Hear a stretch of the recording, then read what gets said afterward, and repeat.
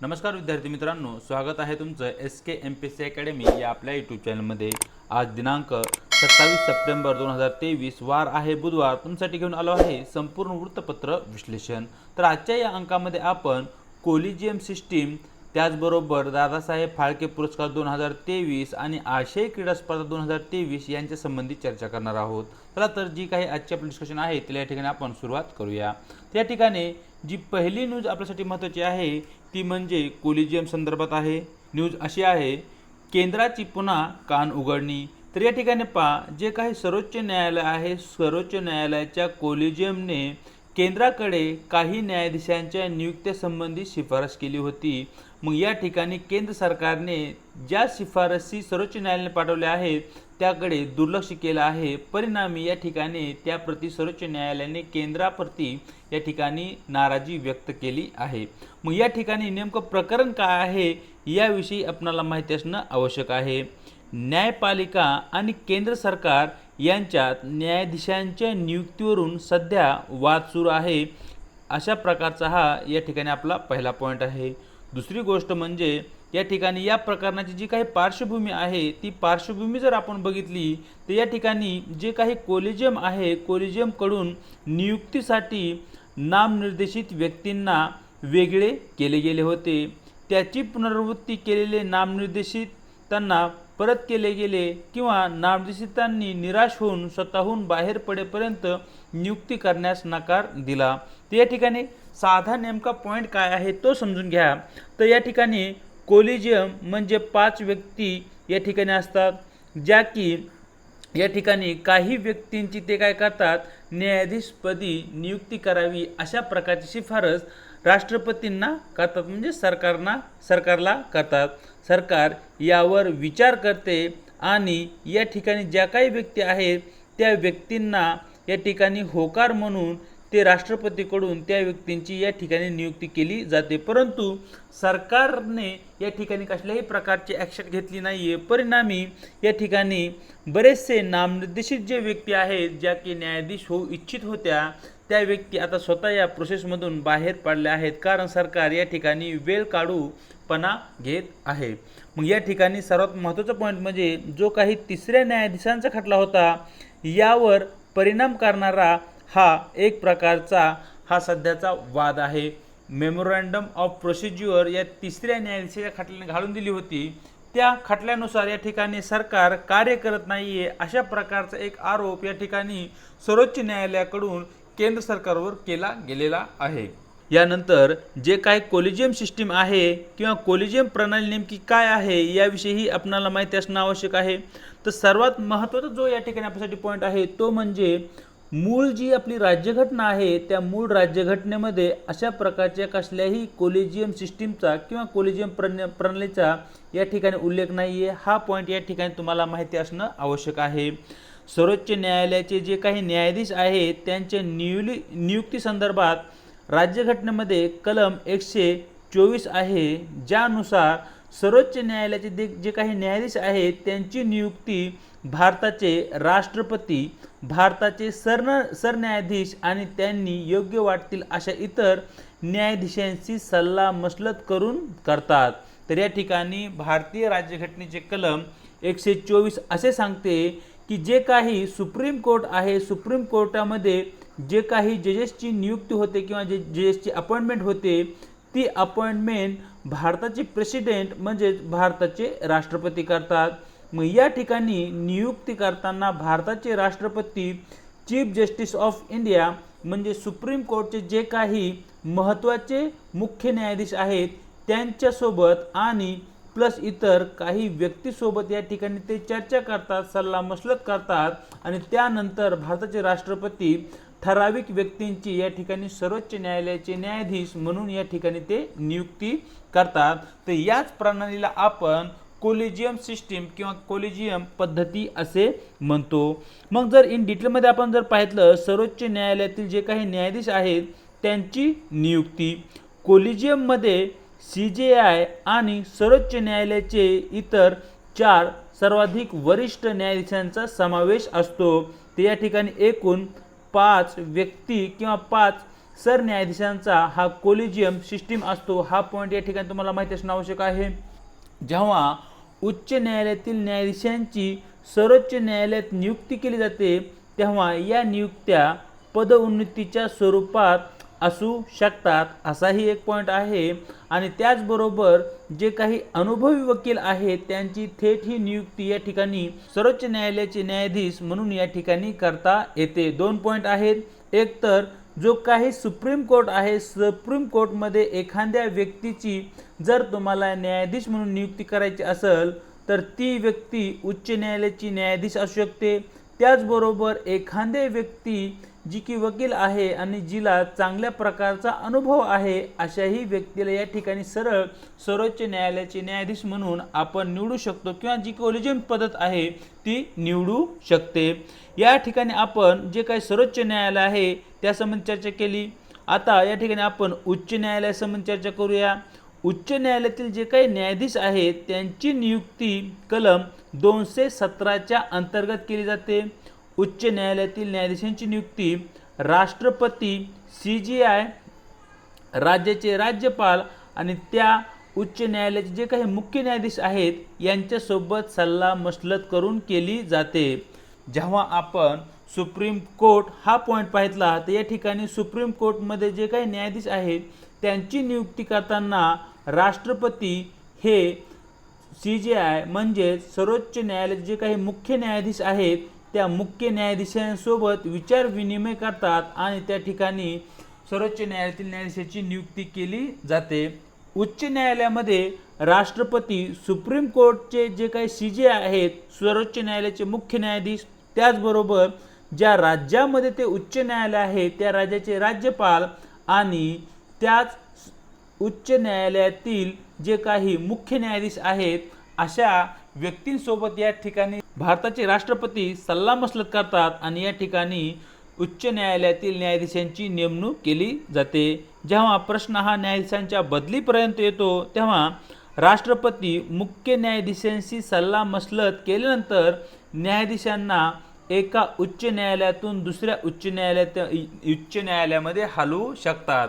म्हणजे बदली करतानाही राष्ट्रपतींना CJI म्हणजे सर्वोच्च न्यायालयाचे जे काही मुख्य न्यायाधीश आहेत त्यांच्यासोबत विचार विनिमय करावा लागतो, त्यांचा सल्ला घ्यावा लागतो आणि त्यानंतरच एका उच्च न्यायालयातील न्यायाधीश हे दुसऱ्या उच्च न्यायालयामध्ये या ठिकाणी त्यांचं ट्रान्सफर किंवा त्यांची बदली केली जाऊ शकते। जेव्हा या ठिकाणी आपण सर्वोच्च न्यायालयाचं जे काही कोलिजियम पद्धती आहे ती पाहितली, त्याचप्रमाणे जे हायकोर्ट आहे ज्याला की आपण उच्च न्यायालय म्हणतो त्यामध्येही कोलिजियम सिस्टीम आहे। जी हायकोर्टची कोलिजियम सिस्टीम आहे त्या ठिकाणी मुख्य न्यायाधीश आणि इतर 2 सर्वात ज्येष्ठ न्यायाधीश अशा प्रकारे हा 3 लोकांचा एक कोलिजियम ग्रुप असतो जो की उच्च न्यायालयातील इतर जे न्यायाधीश आहेत त्यांच्या नियुक्तीबाबत शिफारसी या ठिकाणी ते राष्ट्रपतीला करत असतात आणि या ठिकाणी जो काही अंतिम निर्णय असतो तो CJIचा म्हणजे चीफ जस्टिस ऑफ इंडियाच्या कोलिजियम, त्याचबरोबर सुप्रीम कोर्टचे जे काही 2 सर्वात वरिष्ठ न्यायाधीश आहेत ते या ठिकाणी अंतिम निर्णय घेताना या ठिकाणी आपल्याला दिसतात। 3 वरिष्ठ सुप्रीम कोर्ट न्यायाधीशांचे जे काही कोलिजियम देशात उच्च न्यायालयाच्या न्यायाधीशांच्या बदल्यांचाही निर्णय घेऊ शकते। या ठिकाणी या पॉईंटमध्ये आपण न्यायाधीश नियुक्ती प्रोसिजर नेमकी काय आहे तेही या ठिकाणी आपण समजून घेऊया।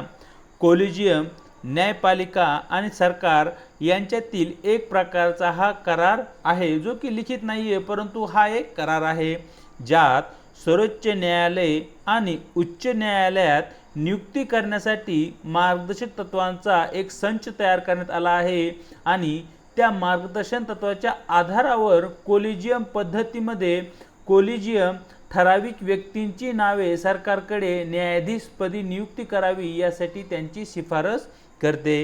इतर न्यायाधीशांच्या नियुक्तीसाठी उच्च न्यायालयाच्या कोलिजियमने केंद्राकडे केलेल्या शिफारसी पाठवून प्रक्रिया सुरू होते। हा पहिला पॉईंट या ठिकाणी महत्त्वाचा आहे। त्यानंतर उच्च न्यायालयाचे जे काही मुख्य न्यायाधीश आहेत ते कोलिजियमचे प्रमुख असतात। हा दुसरा या ठिकाणी आपल्यासाठी महत्त्वाचा पॉईंट आहे।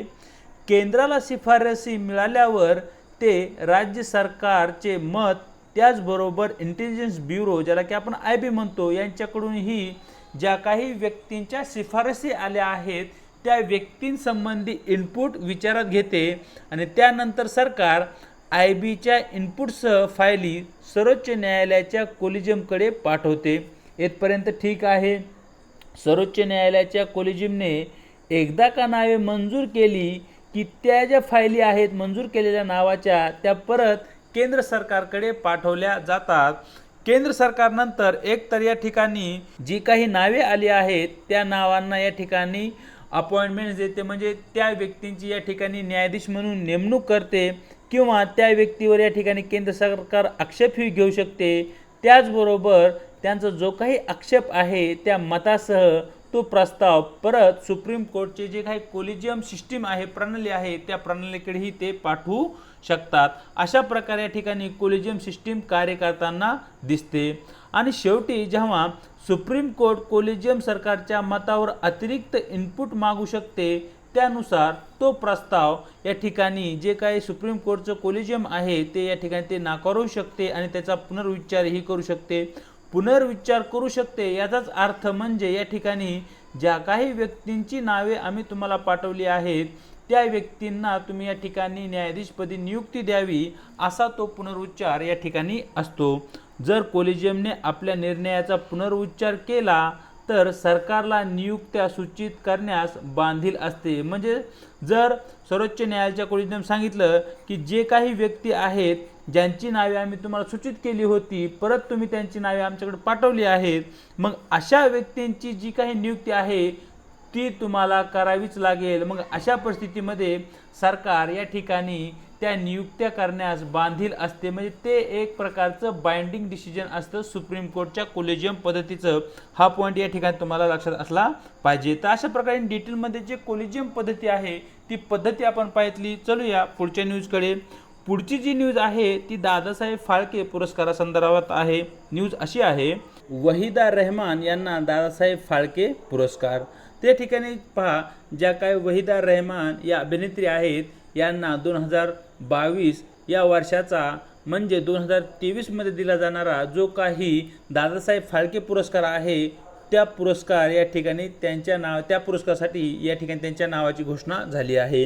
या ठिकाणी जर थोडक्यात आपण वहिदा रहमान यांचा जीवन परिचय पाहितला तर त्यांचा जन्म 3 फेब्रुवारी 1938 चेन्नई या ठिकाणी झाला होता। त्यांचा जो पहिला चित्रपट आहे तो होता रोजोलू मयारी आणि जयसिंह, जे की त्यांचे ते तेलुगू चित्रपट होते जे की 1959च्या दरम्यान आलेले आहेत। त्यांचा पहिला हिंदी चित्रपट जो आहे जो की 1956 मध्ये आला होता तो म्हणजे CID। त्यांना मिळालेले जे काही पुरस्कार आहे त्या पुरस्कारांमध्ये पद्मश्री, पद्मभूषण हे त्याचबरोबर काही राष्ट्रीय पुरस्कारही त्यांना मिळाले आहेत। या ठिकाणी रेशमा और शेरा 1971 मध्ये त्यांना हे पुरस्कार भेटले आहेत आणि फिल्मफेअरमध्ये गाईड आणि नीलकमल या चित्रपटासाठी या ठिकाणी वहिदा रहमान यांना काही फिल्मफेअर अवॉर्डही मिळाले आहेत। या ठिकाणी जे काही दादासाहेब फाळके पुरस्कार आहे त्या पुरस्काराविषयी आपणाला माहिती असणं आवश्यक आहे।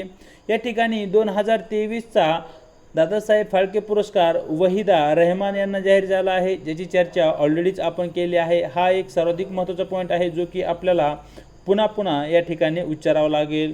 त्यानंतर जो पुढचा महत्त्वाचा पॉईंट आहे तो म्हणजे हा पुरस्कार कोणाकडून दिला जातो, तर माहिती व प्रसारण मंत्रालय जे की भारत सरकारचे एक मंत्रालय आहे त्या मंत्रालयाकडून हा पुरस्कार दिला जातो। आणि हा पुरस्कार केव्हा कोठे प्रदान केला जातं तर प्रत्येक वर्षी राष्ट्रीय चित्रपट पुरस्कार सोहळा आयोजित केला जातो आणि या सोहळ्यामध्ये प्रत्येक वर्षी दादासाहेब फाळके पुरस्कार हा त्या ठराविक व्यक्तीला दिला जातो। मग या ठिकाणी कोणकोणत्या व्यक्ती या पुरस्कारासाठी पात्र असतात तर यामध्ये पहा, भारतीय सिनेमा क्षेत्रातील जे काही कलावंत आहेत किंवा त्याचबरोबर जे काही तंत्रज्ञ आहेत भारतीय सिनेमा संदर्भात त्या व्यक्ती या ठिकाणी या पुरस्कारासाठी नाव नोंदवू शकतात। विशेष बाब म्हणजे भारतीय सिनेमा क्षेत्रामधील दादासाहेब फाळके हा जो पुरस्कार आहे तो सर्वोच्च पुरस्कार मानला जातो, ज्याची की सुरुवात 1969 मध्ये झाली होती। या पुरस्कारामध्ये सुवर्ण कमल, शाल आणि 10 लाख रुपये रोख बक्षीस अशा प्रकारची काही पारितोषिके या ठिकाणी दिली जातात आणि या ठिकाणी पहिला दादासाहेब फाळके पुरस्कार देविका राणी या अभिनेत्रीला भेटलेला होता। या ठिकाणी जर आपण दादासाहेब फाळके यांच्याविषयी जर थोड्याफार प्रमाणात चर्चा केली तर दादासाहेब फाळके यांचा जन्म 30 एप्रिल 1870 मध्ये झाला होता। त्यांचा मृत्यू 16 फेब्रुवारी 1944 मध्ये झाला आहे। त्यांच्या वडिलांचे नाव गोविंद फाळके होते आणि त्यांना भारतीय चित्रपटाचे जनक म्हणूनही ओळखले जाते। त्यांचा पहिला जो चित्रपट आहे किंवा भारतातील पहिला चित्रपट तो म्हणजे राजा हरिश्चंद्र, जो की 1913 मध्ये या ठिकाणी आलेला होता। या ठिकाणी चलूया शेवटच्या न्यूजकडे, जी की क्रीडा क्षेत्रापासून आहे। न्यूज अशी आहे, अश्वारोहण कवायतीत सुवर्ण पदक। त्या ठिकाणी पहा, चीनमध्ये सध्या आशियाई क्रीडा स्पर्धा सुरू आहेत, ज्या ठिकाणी भारतीय खेळाडूंना सुवर्ण पदक भेटला आहे आणि जे काही सुवर्ण पदक भारतीय खेळाडूंनी कमावले आहे ते अश्वारोहण कवायतीत कमावले आहे। म्हणजे घोड्यावरून ज्या काही कवायती केल्या जातात त्या कवायतीमध्ये कमवले आहे आणि अशा प्रकारे भारताला जे काही सुवर्ण पदक मिळाले आहे ते तब्बल 41 वर्षांनंतर भारताला असे सोनेरी यश भेटले आहे। यामुळे ही जी न्यूज आहे ती या ठिकाणी आपल्यासाठी महत्त्वाची आहे। अशा प्रकारे मित्रांनो, दिनांक 27 सप्टेंबरचं जे काही महत्त्वपूर्ण वृत्तपत्र डिस्कशन आहे ते या ठिकाणी आपण केलं आहे। व्हिडिओ जर तुम्हाला आवडला असेल तर व्हिडिओला लाईक करायचे, व्हिडिओ संबंधी तुम्हाला काय वाटतं कमेंट बॉक्समध्ये कळवायचे, त्याचबरोबर आपल्या मित्रांसोबत आपल्या यूट्यूब चॅनलला शेअर करायचे आणि न विसरता या ठिकाणी आपल्या यूट्यूब चॅनलला सबस्क्राईबही करायचं आहे। व्हिडिओच्या डिस्क्रिप्शन बॉक्समध्ये टेलिग्राम चॅनलची लिंक देण्यात आली आहे, त्या ठिकाणी आपलं टेलिग्राम चॅनल तुम्ही जॉईन करू शकताय। आज इथेच थांबतो, भेटूया एका नवीन व्हिडिओसोबत।